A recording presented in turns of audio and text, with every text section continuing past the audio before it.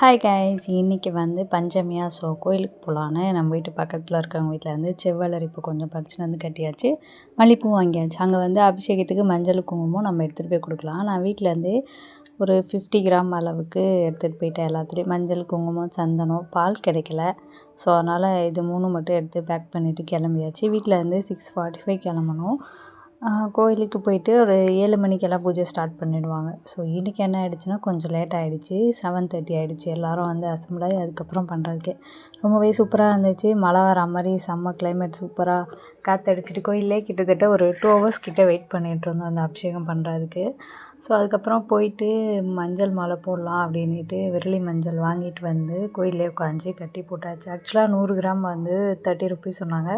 கொஞ்சமாக வருமேன்னு சொல்லிட்டு நான் 200 கிராம் வாங்கி அங்கேவே கட்டி சாமிக்கு போட்டு ஸோ பஞ்சமி பூஜையில் கலந்துக்கினது ரொம்பவே ஹாப்பி. நெக்ஸ்ட் வீடியோவில் பார்க்கலாம். பாய்.